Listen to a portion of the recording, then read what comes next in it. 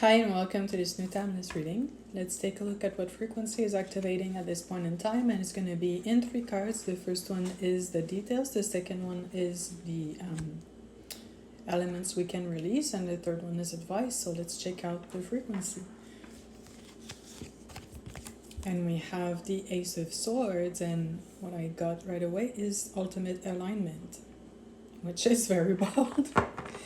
And I'm getting, since you've been working on respecting your inner way of being, and you've been acknowledging your emotions in the best possible way for yourself, which means accepting them, releasing what is not yours. Like you're kind of like more able at this point in time to clearly see what's going on around you and what does belong to you. You're not taking on as much as you might have in the past, and it's creating a very clear signal, and it's connecting to some higher grids, and usually higher grids than, let's say, the matrix. And what usually happens afterwards is you get bursts of inspiration and like opportunities, but like not necessarily physical opportunities or through people, but more like very strong guidance. Like you'll know where to go, or like a certain store pops in your mind, or a company or something out of absolutely nowhere, and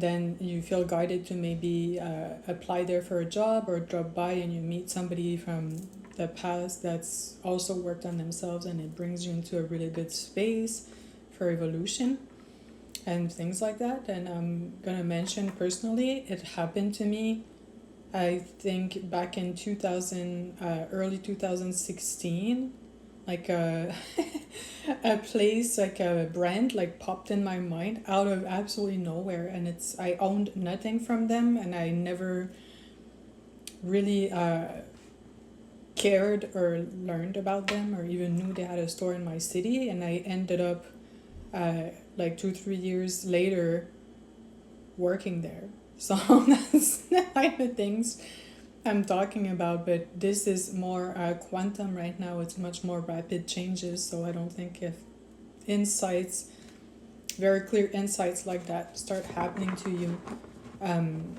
it's not going to take years. Normally it won't. So yeah, very, very beautiful energy to be looking at and to be envisioning as an activation, because when I talk about it, clearly you're probably not fully embodying it yet. It's kind of like giving words to sensations that you might begin to like receive an anchor. So just give yourself a bit of time with that. And now what can be released, and it's the Nine of Cups. And in the Nine of Cups, it's I'm getting so many words at once today. It's letting go of what we built into our comfort zone, because I'm seeing like this space we retreat to, or that we made ourselves comfortable with when we're kind of like off duty, if you will. It's kind of like a default. It's not something that was planned to be the long term, and now I'm seeing that we can add more dynamism to that space, and to actually begin enriching ourselves instead of just using it to decompress. So meaning, if you have free time, maybe not go for Netflix or video games like every single time.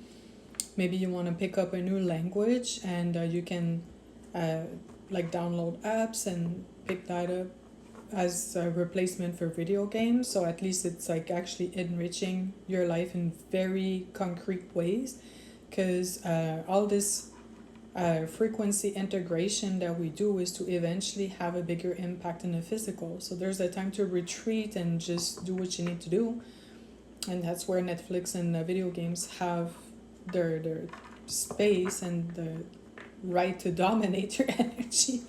So you can just like chill and keep going in your routine. but now we're being asked to enrich our free time, like use that time more wisely to actually give us a bit more direction.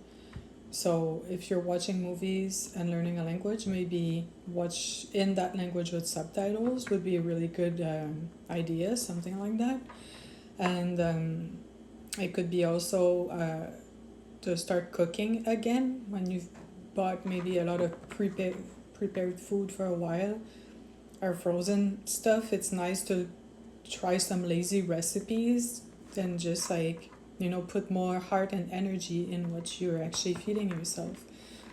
And there's like I don't remember what the account is, but there's like a specific one where it's the laziest recipes, but they're really delicious. It's like this girl that does just the most random, super lazy recipes that's like between like 3 to 6 ingredients, and things are not complicated.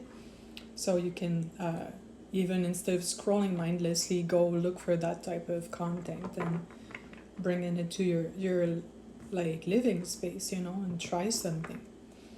So yeah, and also getting, if you can give your eyes a break and sometimes maybe like read or play like games outside of video games. It could be board games or like sudokus and things like that.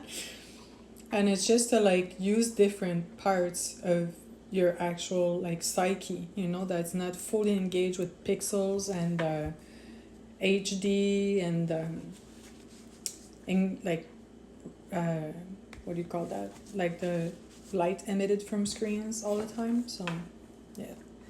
And now, what is the advice? And I have the Four of Cups, and in the Four of Cups is you're finding a new balance at this point in time that actually suits you a lot better.